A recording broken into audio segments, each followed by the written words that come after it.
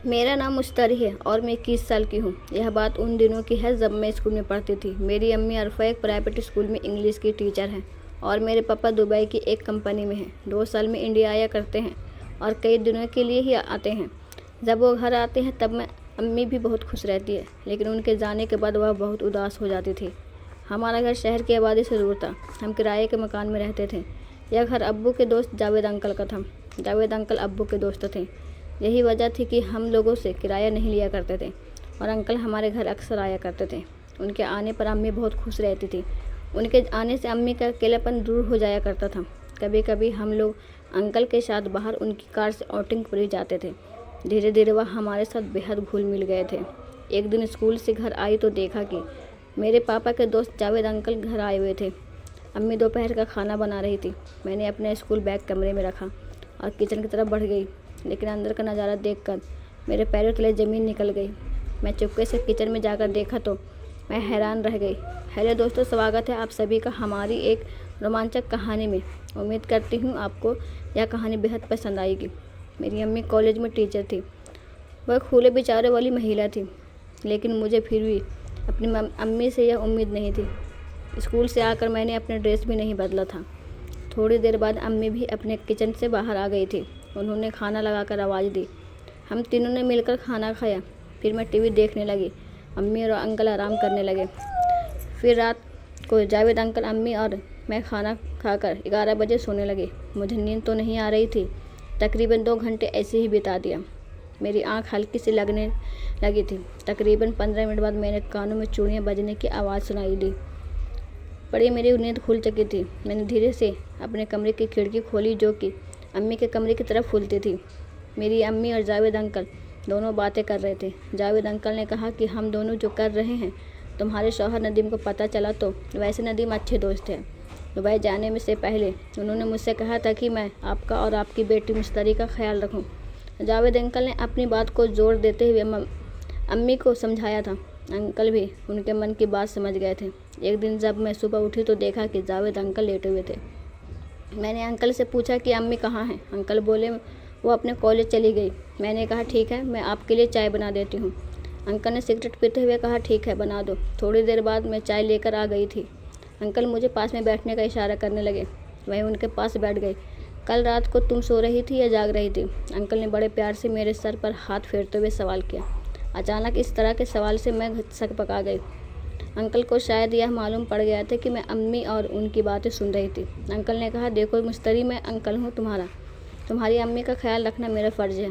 तुम बड़ी हो गई हो, समझदार हो, इस बात को समझ सकती हूँ। मैं बिना कोई जवाब दिए अपना सर नीचे झुका लिया था। उन्होंने पूछा वैसे कितने साल की हो गई हो तुम? मैंने कहा पिछले महीने मैं 21 साल की हुई थी। अंकल ने मुझे अपने सीने से लगा लिया। बड़ी हो गई है मेरी बच्ची, तू फिक्र मत कर, तेरे लिए मैं तेरी अम्मी से बात करता हूँ। फिर अंकल ने मुझे बड़े प्यार से अपनी गोद में बैठा लिया। मैं बुरी तरह से घबरा गई। हल्की से आवाज़ में बोलो अंकल प्लीज़ मुझे जाने दो। अंकल ने कहा कुछ नहीं होगा तुझे मेरी गुड़िया रानी। मैं शर्मा रही थी क्योंकि वह मेरे अंकल थे। फिर एक दिन वह हुआ जिसकी मैं कल्पना भी नहीं की थी। शाम के 8 बज रहे थे। जावेद अंकल की कार दरवाजे पर आकर रुकी थी। अंकल का रात को इस तरह न कोई न बात थी, लेकिन मैंने दरवाजे पर जाकर देखा कि आजकल के साथ एक और आदमी थी। जावेद अंकल बोले हाय मुश्तरी, कैसी हो? इससे मिलोगे? मेरा दोस्त अरहम है। मम्मी ने धीरे से हाथ करते हुए हाथ आगे बढ़ाया और जावेद अंकल कहने लगे अरहम, यह मेरी प्यारी सी नन्ही सी भतीजी मुश्तरी है। मैं बिना जवाब दिए अपने कमरे में चली गई थी और खिड़की से उनकी बातें सुनने लगी। जावेद अंकल अम्मी को कमरे में ले गए थे और अरहम अंकल बरामदे में ही रुके थे और बोली सफ़ीन, यह दोस्त है अरहम, आज या हमारे साथ रुकेगा। अंकल मम्मी को समझा बुझा रहे थे, लेकिन अम्मी को मनाने का तैयार रही थी। मम्मी ने कहा तुम्हारी बात अलग है, तुम मेरे शौहर के दोस्त हो, लेकिन एक गैर मर्द को घर नहीं रोक सकती। अम्मी परेशान से अपने सर पकड़े सोफे पर बैठी हुई थी। जावेद अंकल बोले अरहम बचपन के दोस्त हैं। मैं अरहम को बोला है कि तुम मेरे दोस्त के बीवी हो। मैंने कहा तुमने मुझसे पूछा था क्या?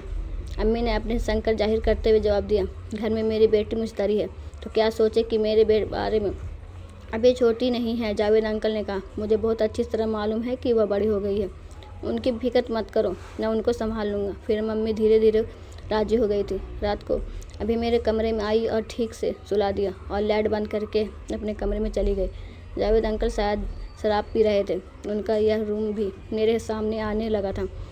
मुझे उनके कमरे में जब अरहम अंकल की आवाज़ सुनाई दे रही थी, खिड़की से उनकी बातें सुनने की कोशिश कर रही थी। अचानक मेरा हाथ खिड़की से लगा जिसको अम्मी सुन लिया था। मैं जान नहीं पाई कि क्या हुआ, लेकिन अगले दिन अम्मी का व्यवहार कुछ बदला सा था। मुझसे रहा नहीं गया तो मैंने अम्मी से पूछा, क्या बात है अम्मी, आज आप बहुत उदास हो? मम्मी ने कहा, नहीं ऐसी तो कोई बात नहीं। कुछ देर बाद अम्मी ने बुलाया और बोली, कल रात इतना सुनते ही मेरे कान खड़े हो गए, मेरा चेहरा लाल हो गया। तो अम्मी ने कहा, देखो बेटे, तुम जानती हो कि तुम्हारे पापा शहर रहते हैं। उनको दुबई गए हुए 3 साल से भी ज़्यादा हो गए। यह सब कहते हैं कि अम्मी का गला भर गया।